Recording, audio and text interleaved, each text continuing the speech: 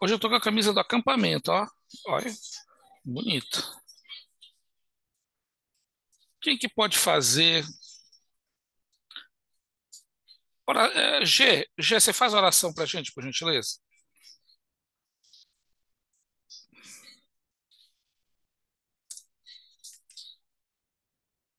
A G. Eu apertei no botão errado, vai ligar no áudio, liguei o o vídeo. Licença. Obrigado. Acho, acho bacana ver a boca do povo mexendo, amém, mas aí nenhum som. Cara, que eu comi um negócio antes, agora há pouco. Agora eu tô tomando água, o negócio aqui na boca. Mas, bom, vamos lá, pessoal. A aula de hoje, na semana passada nós falamos sobre a restauração. É, quem for presencialmente no sábado, eu vou tratar de forma mais aprofundada esse tema. Ah, hoje eu vou tratá-la de forma específica, mas não tão aprofundada. No sábado eu vou estar presencialmente e eu vou levar coisas bem mais aprofundadas sobre esse tema, tá bom? Ah, então, para começar a nossa aula de hoje, como eu sempre peço para que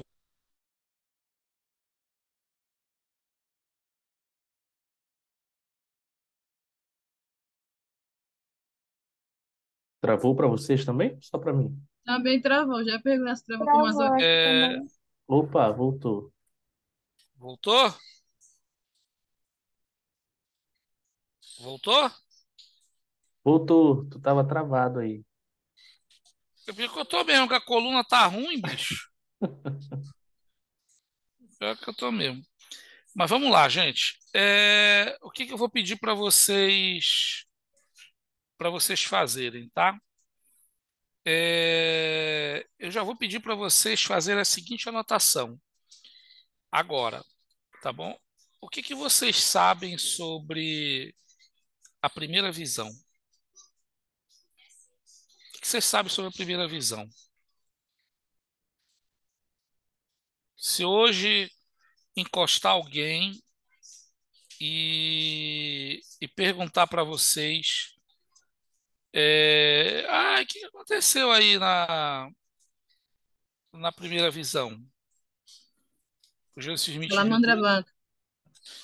que Jesus Smith viu Deus e Jesus Cristo e tal, mas o que que aconteceu? O que que vocês responderiam? O que que vocês responderiam? Ele estava com dúvida, ele viu Deus e Jesus Cristo. Responderia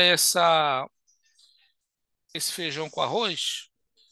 O que que vocês responderiam? Então, já gostaria de começar com esse desafio para vocês, tá bom? Vou dar 30 segundinhos para vocês pensarem, só isso, porque eu também não sou nenhum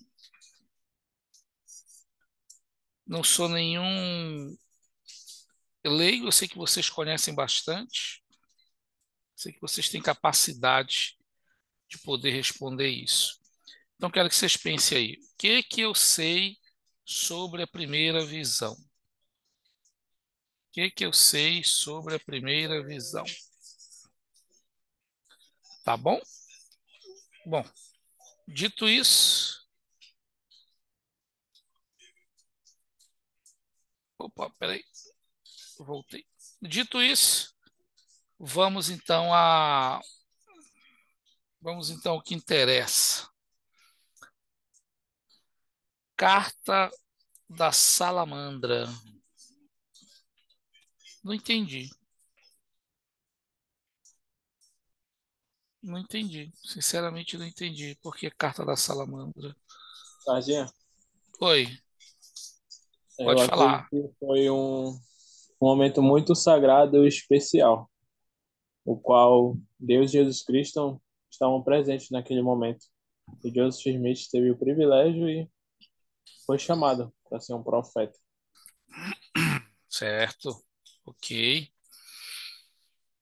Vamos lá então, meus queridos. Vamos brincar. Vamos brincar. Vamos brincar aqui de, de Joseph Smith.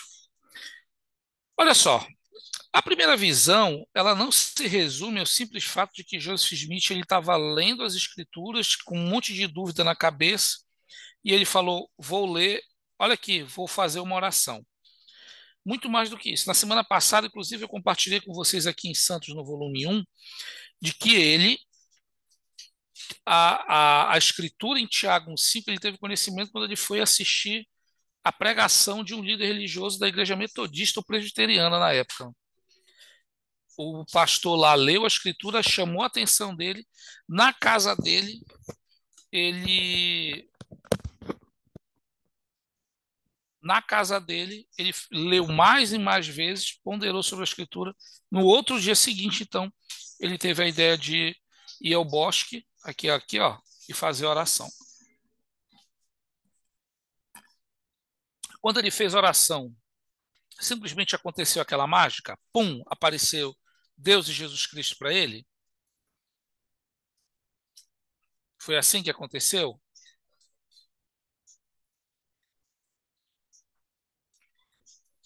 Sabemos que não, né? A gente já sabe que não foi assim.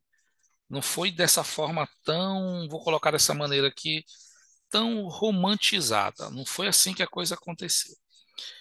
Então, meus queridos, eu gostaria agora de fazer um segundo exercício com vocês, tá? O primeiro, eu já pedi para vocês fazerem, né? Pense aí, né? A segunda coisa que eu gostaria de tratar com vocês nesse dia de hoje é o seguinte. O que vocês entendem por guerra de palavras e divergência de opiniões? O que vocês entendem por isso? Vou começar ali pela Yasmin Oliveira. Yasmin, o que você entende por guerra de palavras e divergência de opiniões?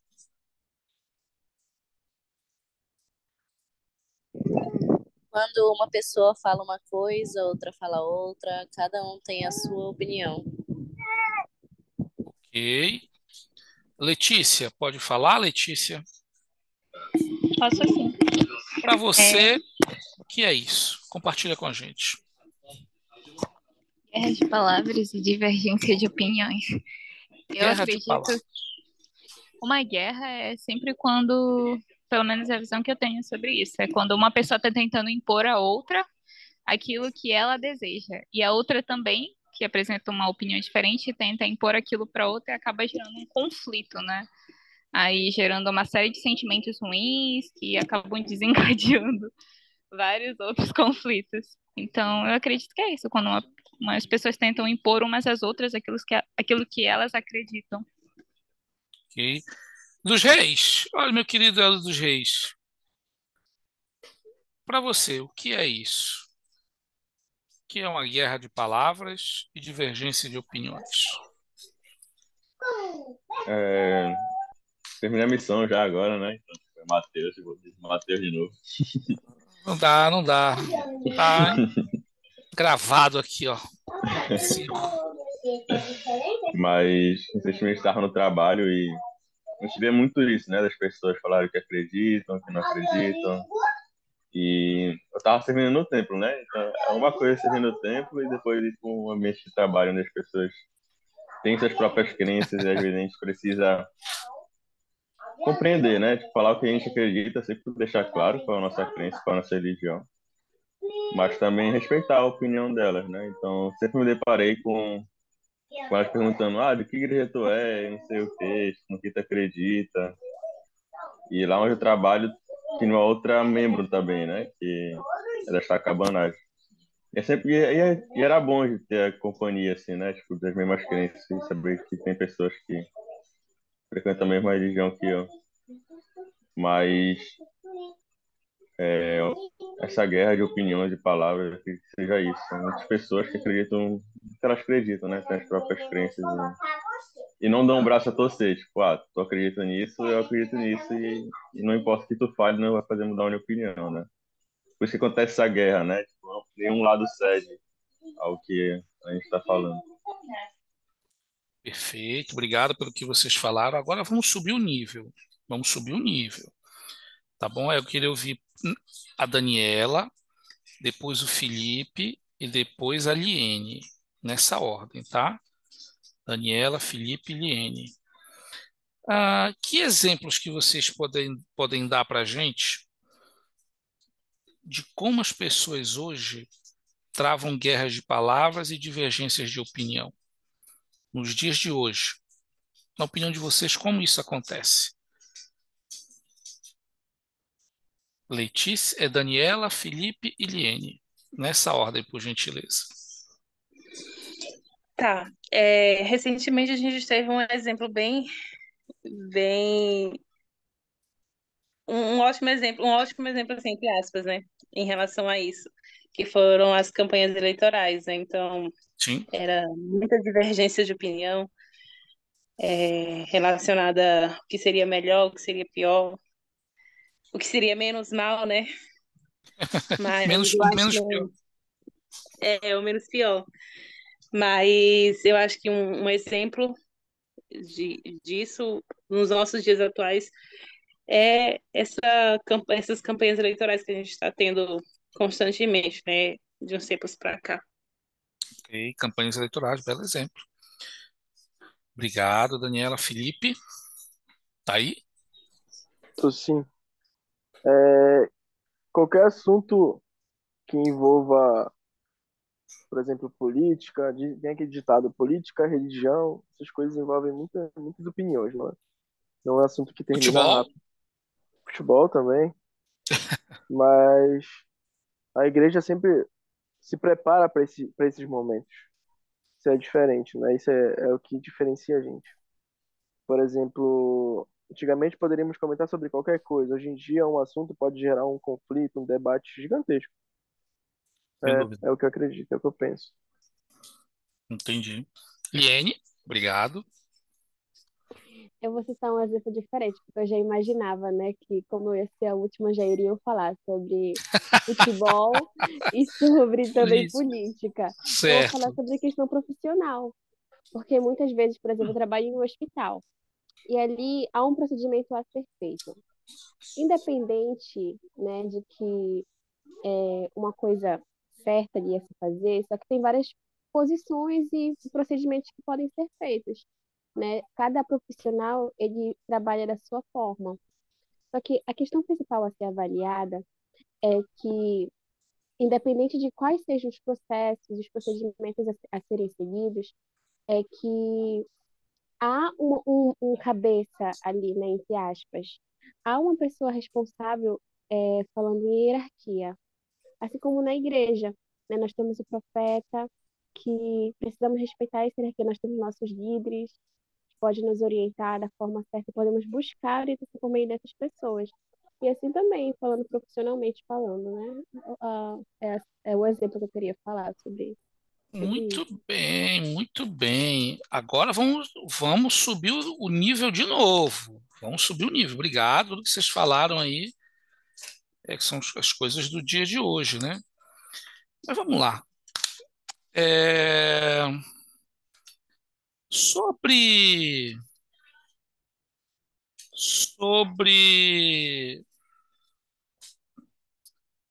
a guerra de opiniões e tudo. Acho que o Felipe falou, né? É, todos vocês falaram, deram até o exemplo da política, né? Nos dias de hoje, se você for buscar no, no Instagram alguém que fale sobre hospital, você vai encontrar alguém, um especialista de hospital? Você vai encontrar. Vou colocar esse especialista entre aspas. É alguém que opina sobre tudo, mas especialista mesmo não é. Vamos deixar o especialista de fato aqui guardado por hora. Se nós buscarmos lá no YouTube um vídeo que alguém que me explique sobre futebol, um cara que assiste muito futebol, uma pessoa que assiste muito futebol está lá, dizendo, olha, o cara montou ali 4-4-2, eu acho que esse lateral não pode subir por conta do ponta que está vindo por trás dele, mas você vai olhar o currículo do cara, o cara é engenheiro elétrico. Isso não impede da pessoa conhecer sobre outras coisas, mas não torna ela um especialista de fato. Existe guerra de opiniões hoje com a internet? Muita. Os influencers da vida, que chegam ao alcance de milhões, de milhares, se acham no direito de opinar sobre tudo. Mas não porque conhecem, porque eles têm o alcance de muitas pessoas. Inclusive, Elder Hamlin, alguém alertou sobre isso na última conferência, não me recordo agora. Elder Uchtdorf nos orientou a não buscarmos as respostas com influências na internet. Ele falou, não é lá que estão as respostas. Elas não estão lá. Vamos pegar aqui o exemplo da política agora. Se eu quero entender sobre o cenário político, seja ele local, nacional ou mundial, eu tenho que procurar em algum local específico sobre alguém que entenda de política internacional. E às vezes ouvir uma ou duas, três opiniões, para que eu possa sanar minha dúvida, formar minha opinião sobre o assunto, todo esse tipo de coisa. Durante a pandemia, em 2020, tem uma coisa que eu gosto muito, que é de cinema. E durante a pandemia eu trabalhei home office, eu decidi estudar cinema. Eu falei, pô, estudar cinema? Estou aqui mesmo, trabalhando home office. E estudei cinema durante a pandemia. Ganhei o certificado do curso de cinema. É uma coisa que eu amo. E um dos meus professores no curso, ele tem curta-metragem produzido, ele tem uma vasta carreira. E eu estava numa das videoaulas que nós tínhamos, eu perguntei para ele o seguinte, porque ele é jovem. À época ele tinha 34 anos, hoje ele vai fazer 37. E eu perguntei para ele como é que ele sabia muito de cinema, ele sabe muito, com tão pouca idade. Ele falou que ele já sabia o que ele queria fazer, desde jovem, desde o vestibular. Ele falou, eu não tinha plano A e plano B, eu tinha um plano A. Era cursar cinema e estudar cinema. O que eu quero dizer com tudo isso, meus amigos? O que eu quero dizer com tudo isso é o seguinte. Joseph Smith, quando ele ouve o pastor ler Tiago 1,5, ele não tinha plano B. Ele não teve um plano B. Falou, vou perguntar ali para o pastor. Ele não teve um plano B. Já vimos isso na aula passada também, tinha um alvoroço, falando do contexto histórico, havia um alvoroço religioso na época. Joseph Smith estava mais inclinado a metodista, ouviu alguém falar Tiago 1,5, ele chega na casa dele, lê, pondera a respeito, e aí ele vai lá, numa manhã de primavera de 1820, faz oração, e é isso aqui, ó. Acontece isso. Não tinha um plano B. Não tinha.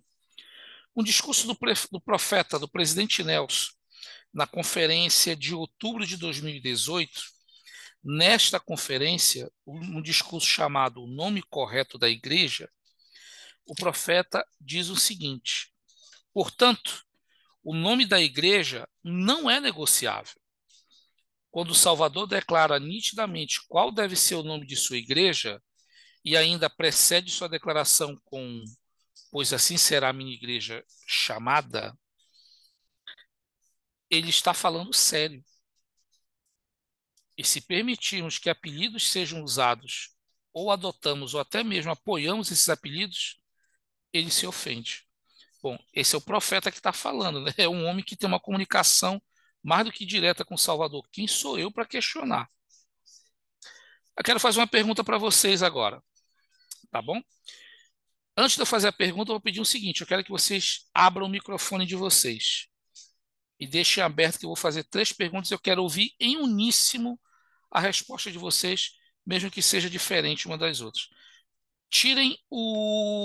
Abram o microfone, por gentileza. Ok, Jaqueline, Meninéia, boa noite, boa noite, boa noite. Abra o microfone. Felipe, G, ok. Matheus, finado é o dedo G. É porque tem barulho, tem barulho em volta. E quando parou Não de tem, falar, pro... eu desligo. não tem problema, pode deixar o barulho desse momento. A primeira Você pergunta que eu viu quero a casa fazer dando para. boa noite? Vi. A primeira pergunta que eu vou fazer e eu quero ouvir a resposta de vocês.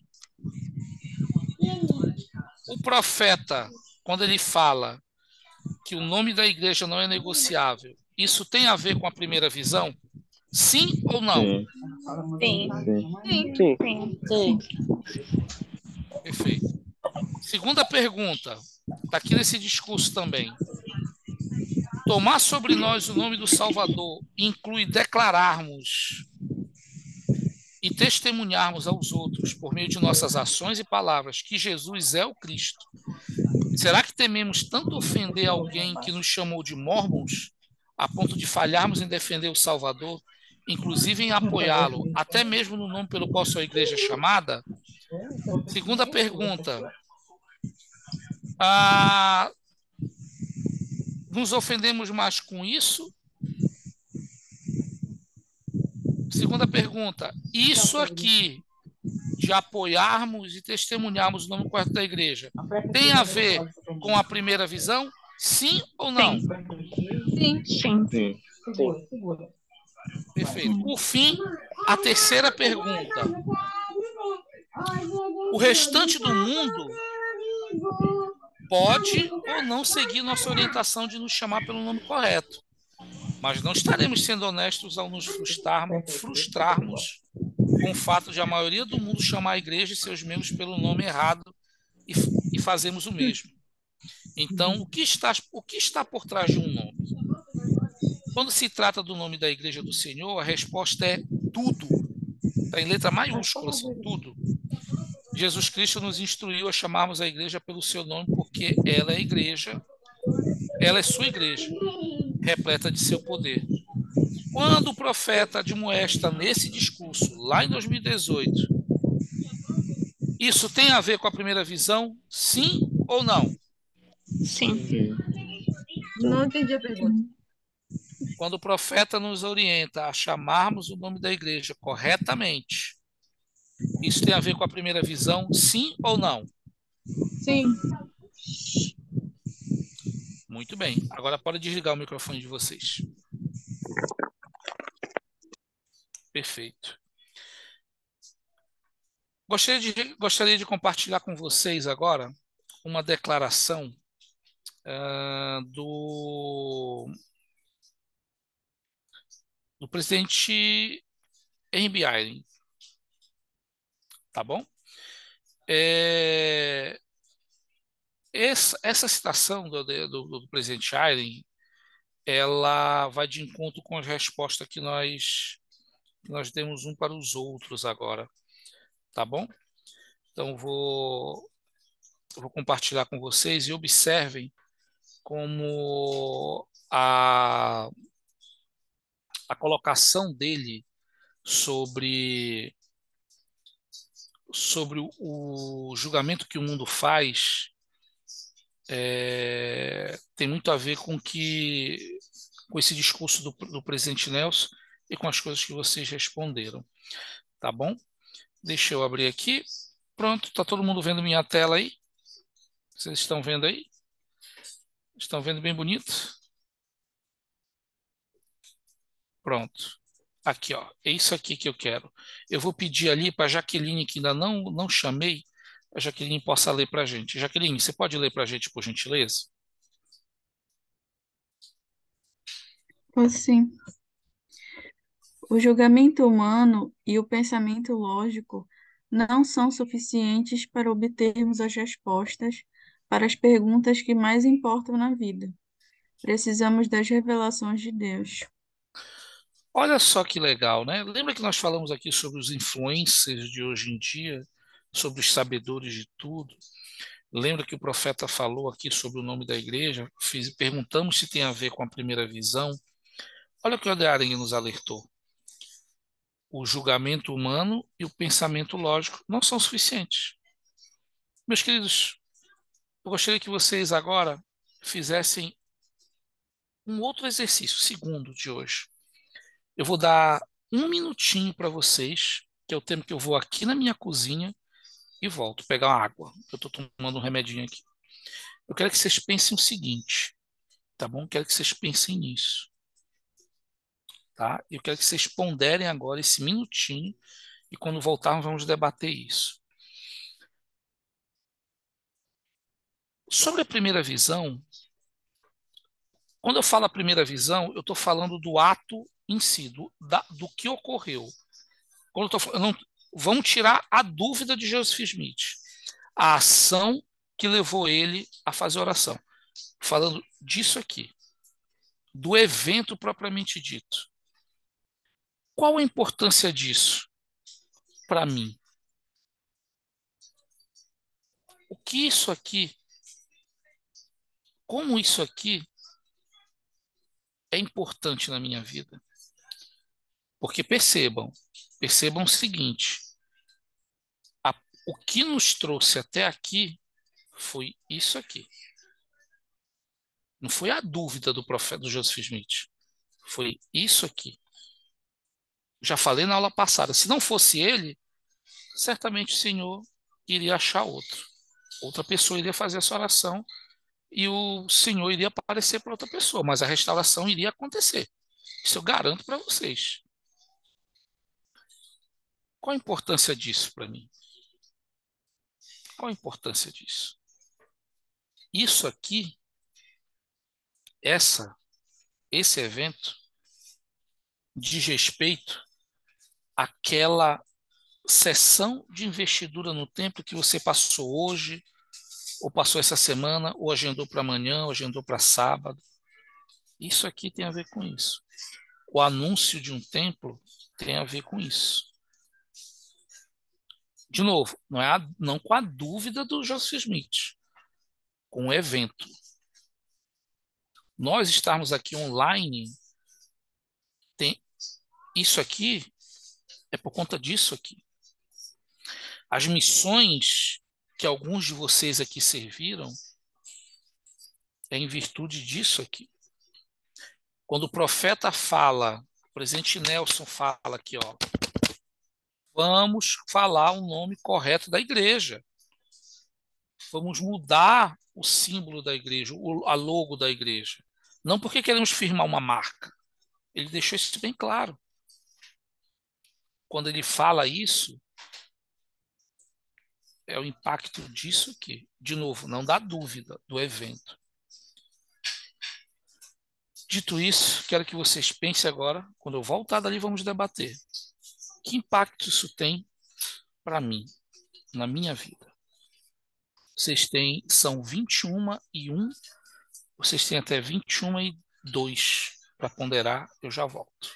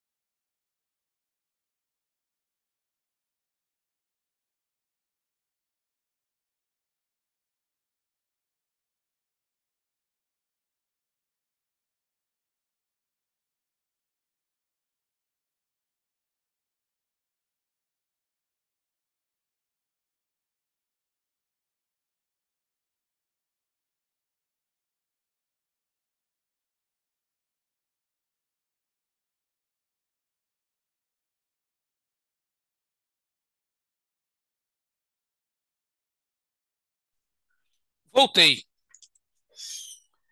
e gostaria de começar ali com Emanuele Ribeiro e com seu esposo também, se tiver aí. Se ambos estiverem, gostaria de ouvir ambos. Por gentileza. Tá. Qual é mesmo que vão?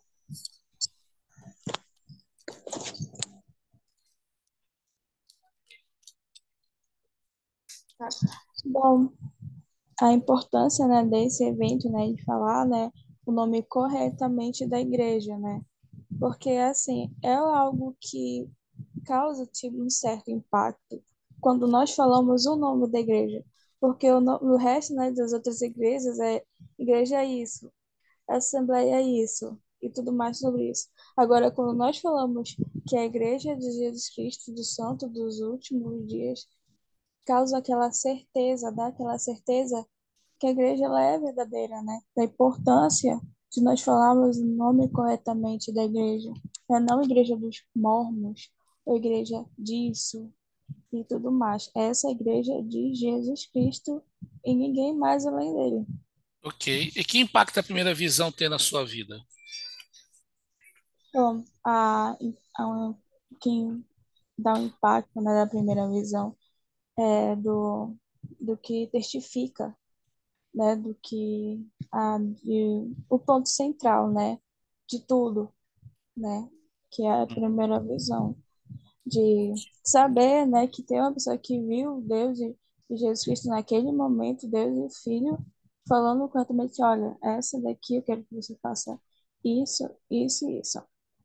Ou ele fala, olha, esse meu filho aqui ouve, né, até aquele negócio que a gente toma no caminho certo, né, sobre a restauração do Evangelho, sobre o que foi feito, né, de importante, o que foi realizado naquele momento.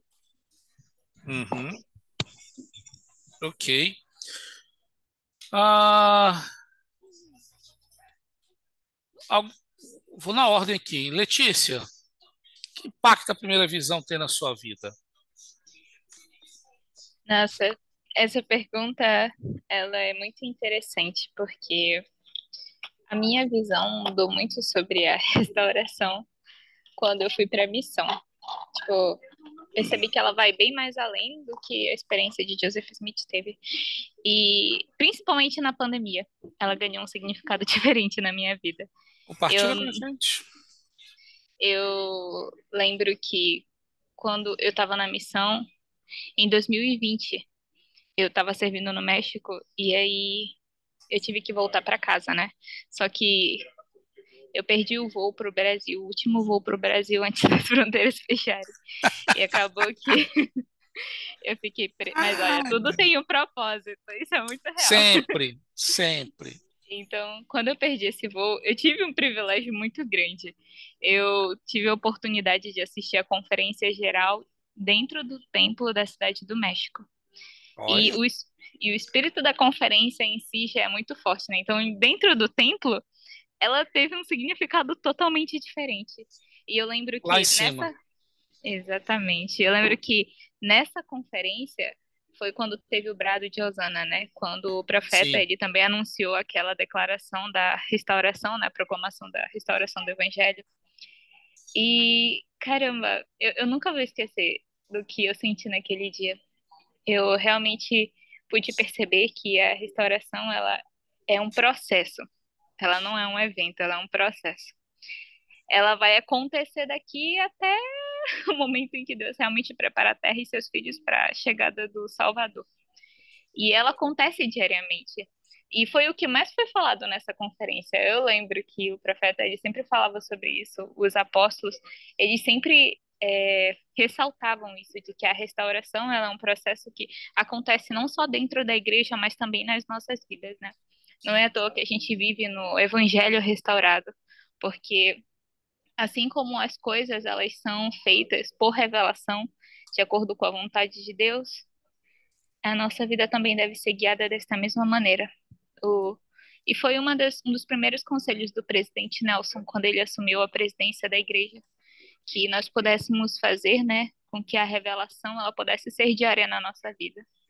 E essa é a melhor maneira da gente viver esse processo de restauração na nossa vida, né? Então, eu realmente acredito que a restauração ela tem uma influência muito grande, principalmente para nós, santos dos últimos dias.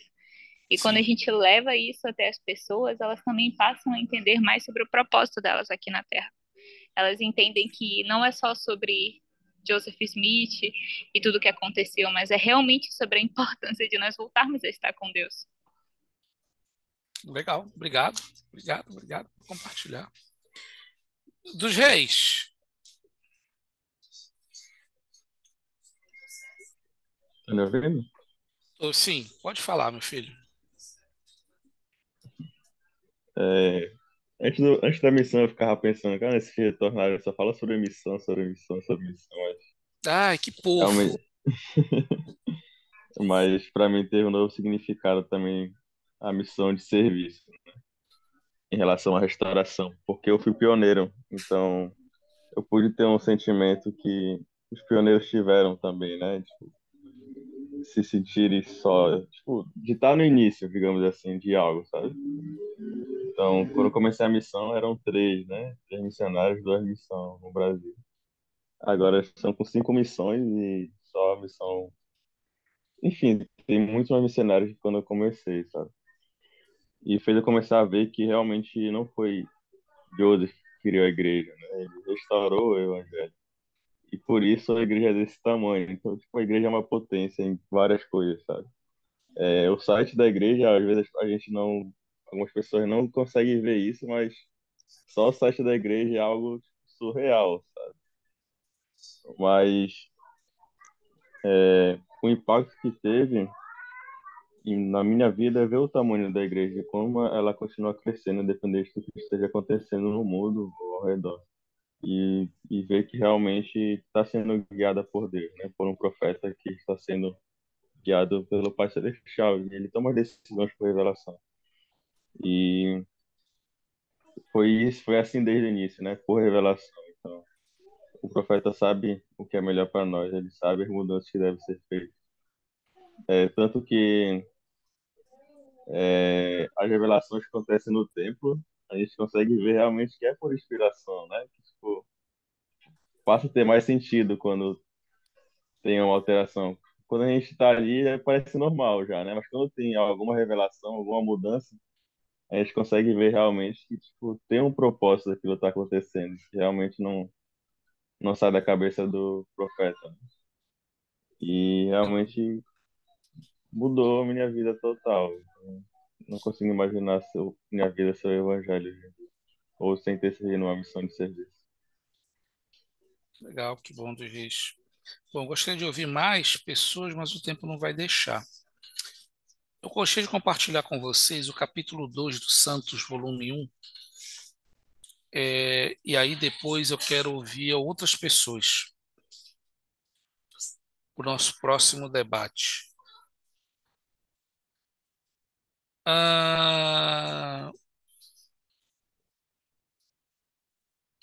Aqui conta que enquanto ele orava, quando ele começou a orar, eu vou ler na íntegra. Enquanto orava, sua língua travou de modo que não conseguia falar. E ele também ouviu passos atrás de si. Mas quando se virou para olhar, não viu ninguém. Mais uma vez ele tentou orar, mas ouviu novamente o som de passos que pareciam ainda mais próximos, como se alguém estivesse prestes a atacá-lo. Ele se ergueu de um salto, mas ainda assim não viu ninguém. Subitamente, uma força invisível se apoderou dele. Ele tentou falar novamente, mas sua língua continuava travada. Uma densa escuridão se formou ao seu redor, até que ele não conseguiu mais enxergar a luz do sol. Dúvidas e imagens terríveis lhe vieram à mente, confundindo e distraindo-o. Ele sentiu como se algum ser invisível, mas real e imensamente poderoso quisesse destruí-lo. Em meio àquele terrível sentimento, usando todas as suas forças, Joseph clamou a Deus novamente e sua língua se desatou. E então ele suplicou por libertação, mas se viu afundando em desespero, esmagado pelas trevas insuportáveis e prestes a se abandonar à destruição. Naquele momento, um pilar de luz apareceu sobre sua cabeça, o qual descia lentamente do céu e parecia incendiar as árvores. Ao se encontrar rodeado pela luz, Joseph se sentiu livre do poder invisível que o sujeitava ao mesmo tempo que o Espírito de Deus tomava seu lugar, enchendo-lhe de paz e alegria indescritível. E aí é o relato depois da primeira visão, tal qual conhecemos. Gostaria de destacar algumas coisas aqui. Primeiro, a força da escuridão tentou travar a língua dele. Tentou travar. Por um momento conseguiu.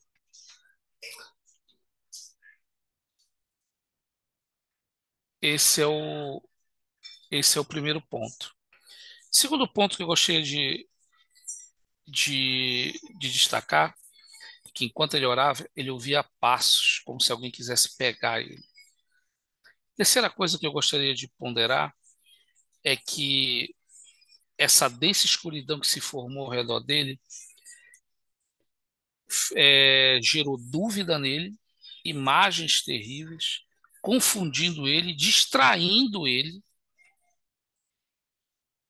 e como se alguém quisesse destruí-lo. Por fim,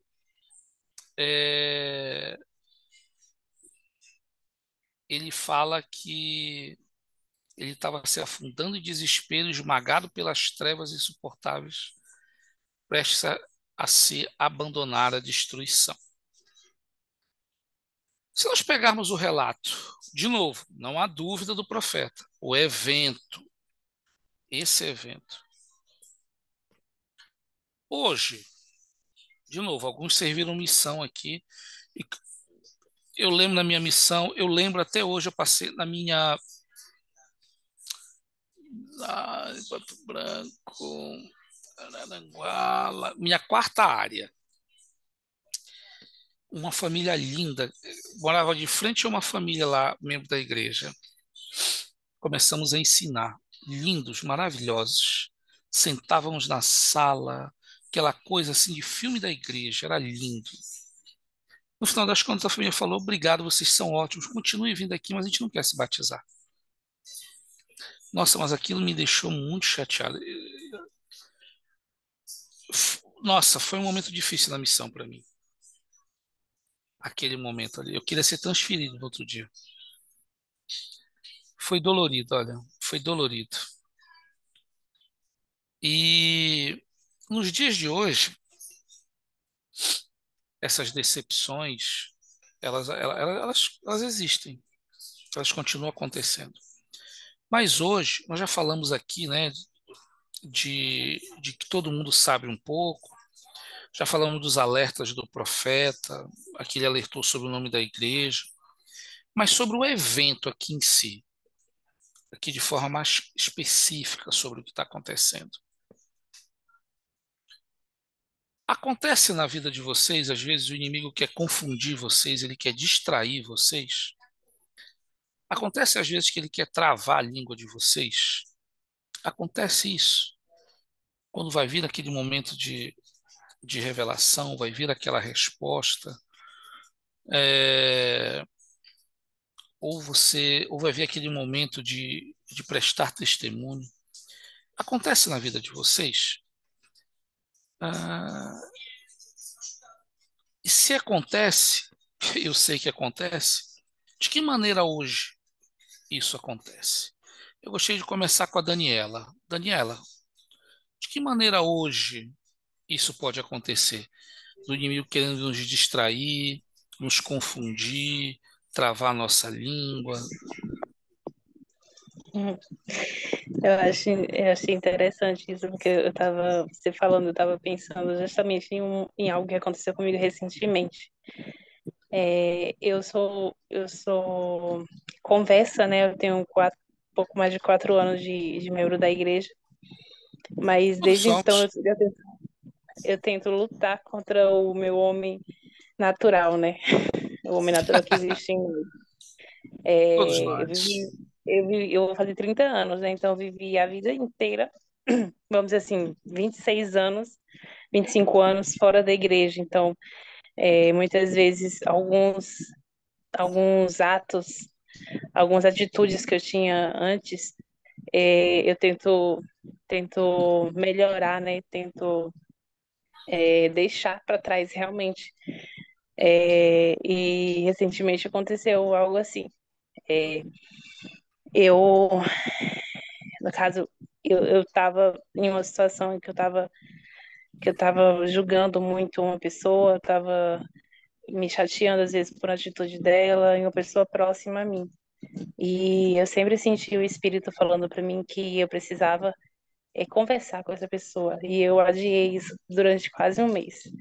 E depois, quando eu disse, não, toda vez que eu ia falar com a pessoa, eu sentia, acontecia alguma atitude dela que me deixava chateada. E eu falava, não, realmente a pessoa não merece que eu vá falar com ela, sabe?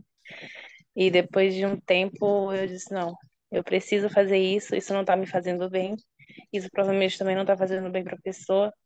E eu só decidi, não, não vai ter nada que vai me impedir de falar com ela e de pedir desculpas e falar que realmente não tá, que não é assim que eu quero ser, não é esse o exemplo que eu quero dar para o meu filho, para as pessoas.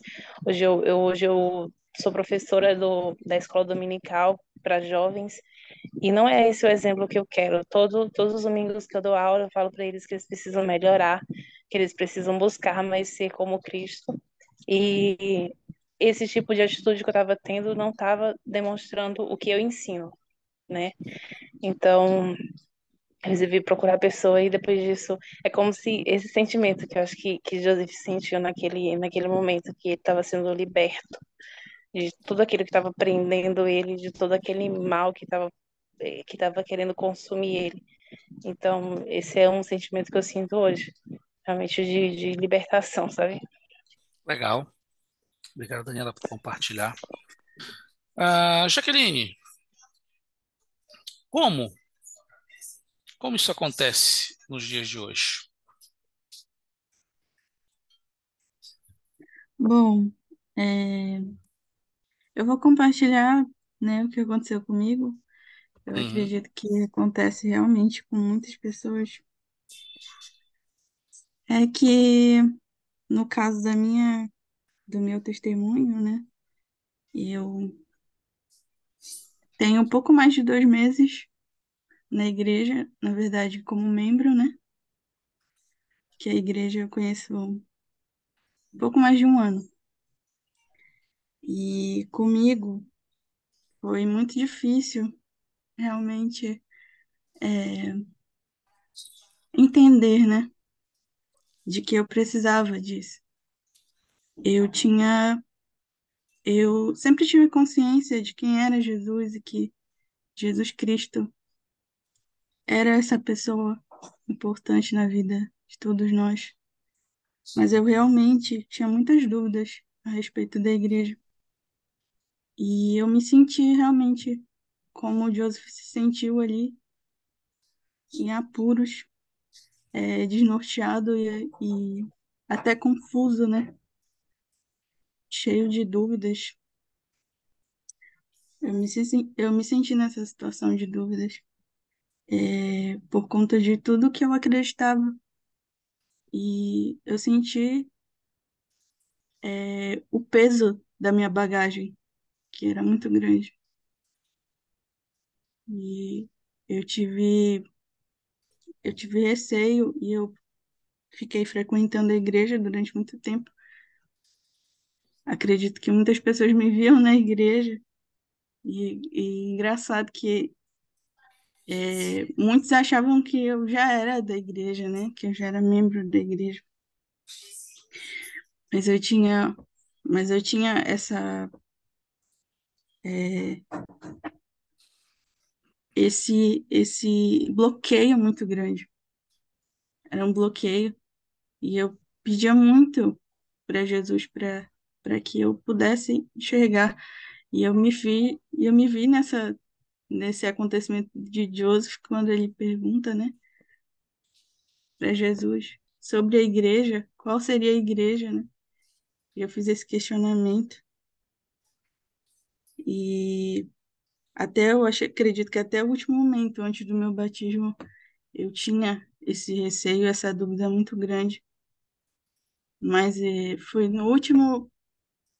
na minha última aula, né, com as sisters, eu senti essa presença real do Espírito Santo comigo, me falando que realmente, através de uma escritura, e eu senti realmente que eu não precisava carregar todo aquele fardo, que aquele fardo não era meu, e que realmente a presença de Jesus, como Joseph experimentou essa presença, ela é real e e assim que ela surge, no momento que ela surge, ela apaga todas as nossas dúvidas.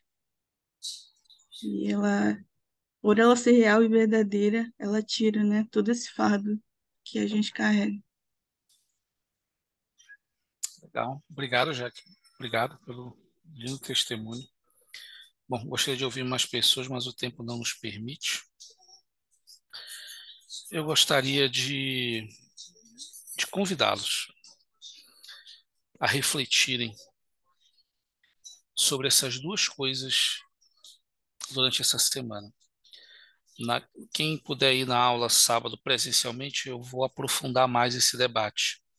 Mas aqui por hora eu gostaria de deixar com vocês essas reflexões. Primeiro, que impacto o evento Deus e Jesus Cristo aparecendo a um jovem tem na minha vida, no meu testemunho? Segundo, o que eu posso tirar da minha lista, o que eu posso tirar da minha vida que está travando a minha língua, que está me confundindo e que está me distraindo? 2 horas de conferência, ai, nossa, cansativo. Maratonar uma série de 10 episódios com 40 minutos cada um. Vou suave, que nem vejo o tempo passar. Ou assistir uma partida de futebol de 2 horas.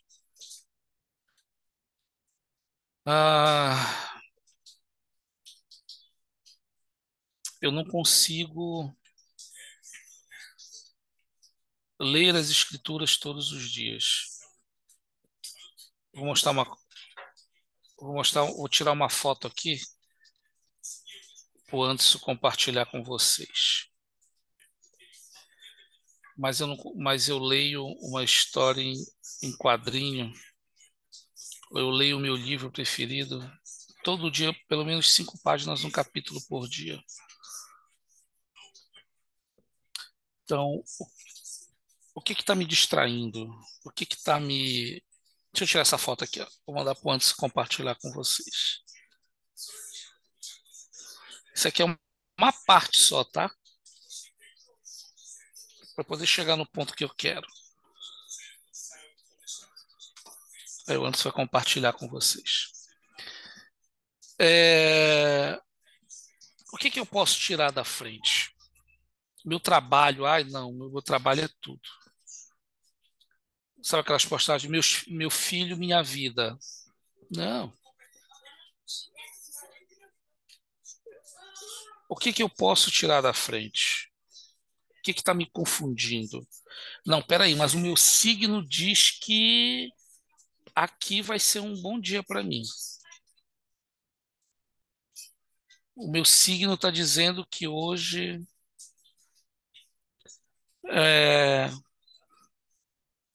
Então, mas eu não consigo ir no templo uma vez na semana ali, tirar uma horinha, 2, para fazer tal coisa.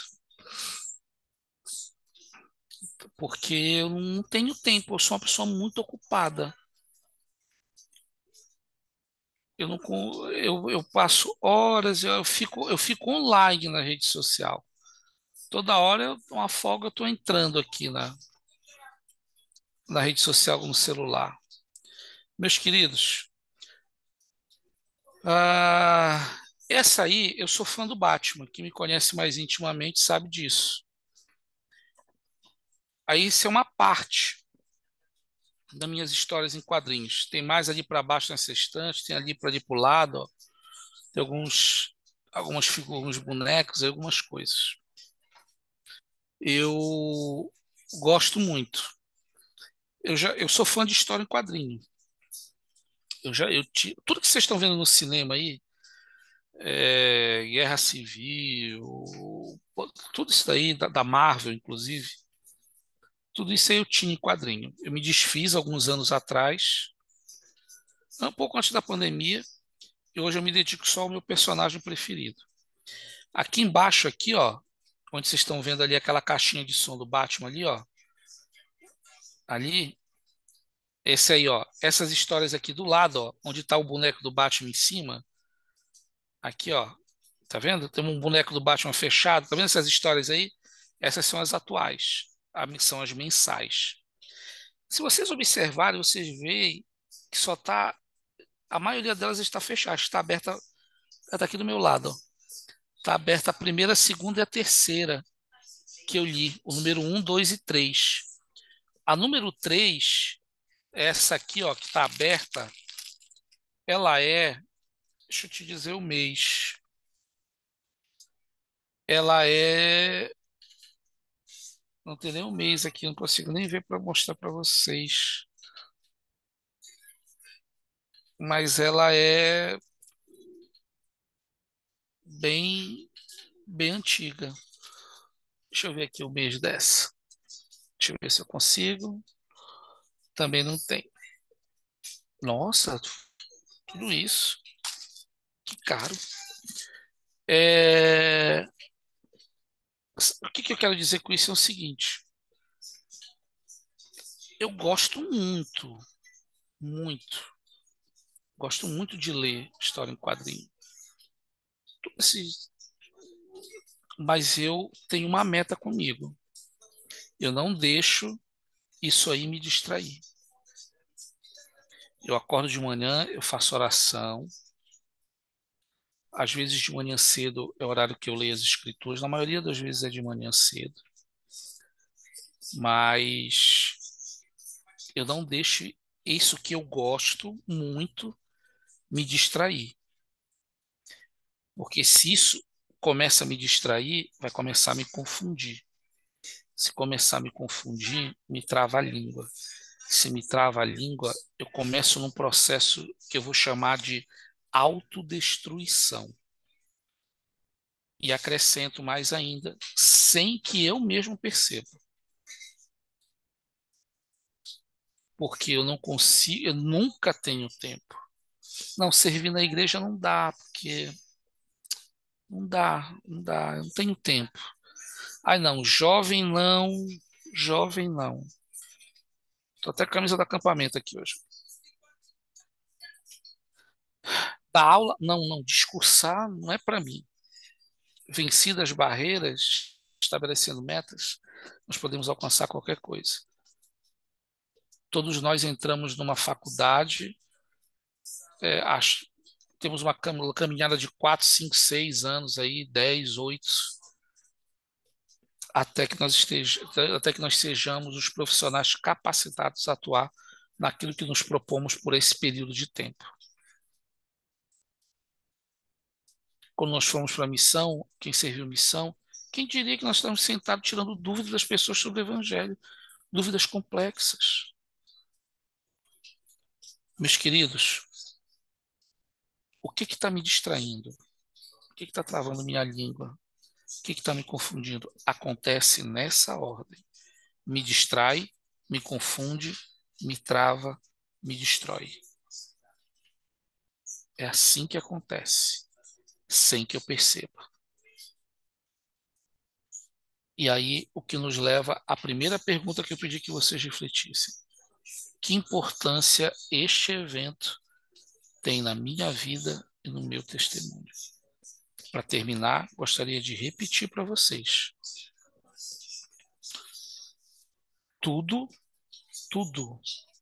as revelações novas, tudo partiu desse evento. Como bem diz, acho que, não sei se foi a Letícia ou a Daniela, não sei quem foi que disse, é um processo isso aqui. Isso aqui não aconteceu e ok. Foi restaurada a igreja verdadeira. Tudo certo.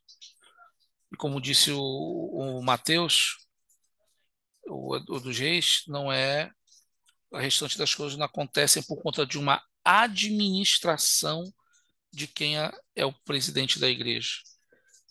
Não. Isso aqui foi o início. É um processo. E está acontecendo até hoje. Que importância isso tem na minha vida e no meu testemunho? Gostaria que vocês pensassem sobre essas duas coisas hoje, sobre a primeira visão. De novo, não sobre a dúvida, sobre o evento. Eu gostaria de prestar meu testemunho e dizer que eu sei que essas coisas são verdadeiras. Sei que Joseph Smith viu Deus e Jesus Cristo. Sei que ele restaurou toda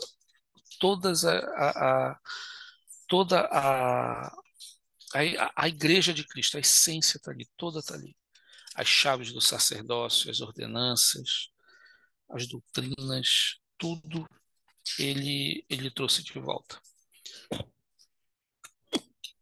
Desculpem, eu gostaria de terminar compartilhando com vocês também, mais uma vez, uma história aqui do Santos, do volume 1. Está aqui, ó, lido, estudado, façam isso. Ainda no capítulo 2, que eu já compartilhei com vocês, uma parte bem interessante sobre a primeira visão. De novo, sobre o evento. Preste atenção. Logo depois que o profeta Joseph Smith pergunta: Senhor, qual devo me filiar? O Senhor responde: não se filia a nenhuma delas. O Salvador falou com ele. Aí, aquilo que nós já sabemos, eles ensinam a doutrina, os mandamentos de homens, têm aparência de religiosidade, mas negam o seu poder. Aí o Senhor fala de novo com o profeta. O mundo estava imerso em pecado. Olha só, imagina. Se Joseph Smith vivesse nos dias de hoje. Ninguém faz o bem, explicou. Desviaram-se todos do evangelho e não guardam os meus mandamentos. Disse que as verdades sagradas haviam sido perdidas ou corrompidas, mas prometeu revelar a plenitude de seu evangelho a Joseph no futuro. Isso foi o que aconteceu. Aí, olha que particularidade. Enquanto o Salvador falava, Joseph também viu hostes de anjos e a luz ao redor deles brilhava mais intensamente do que o sol ao meio-dia. Eis que depressa venho, disse o Senhor, revestido da glória de meu Pai. Joseph viu hostes de anjos. Olha só, que poderoso. Poderoso isso. Olha o evento que foi isso aqui. Eu já achava uma coisa, nossa, incrível, fantástica, uma coisa sem explicação. Ele viu Deus e Jesus Cristo. Ele também viu hostes de anjos naquela manhã.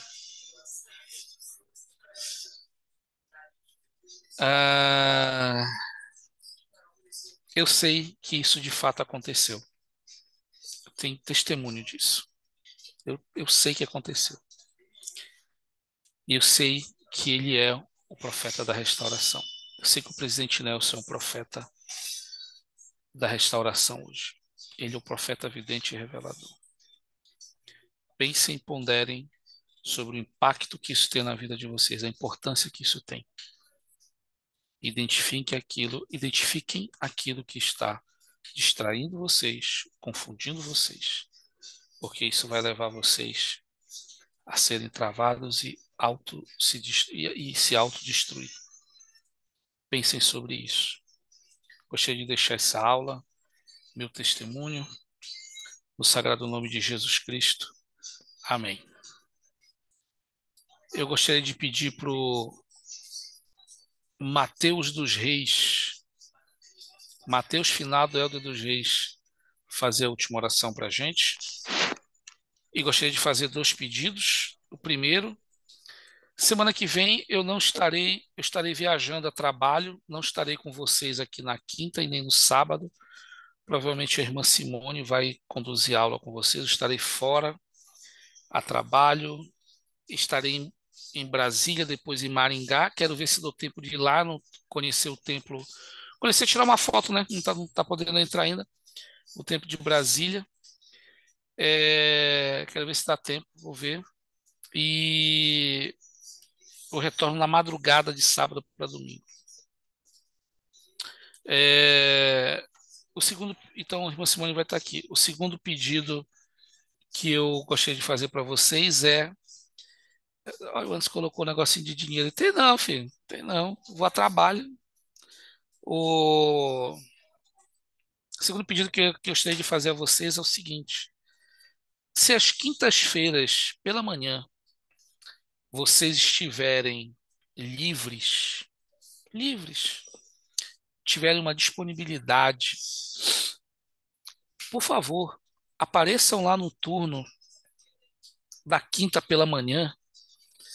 Por gentileza, dissemine essa informação. Olha, quinta de manhã, o turno da manhã é um turno poderoso.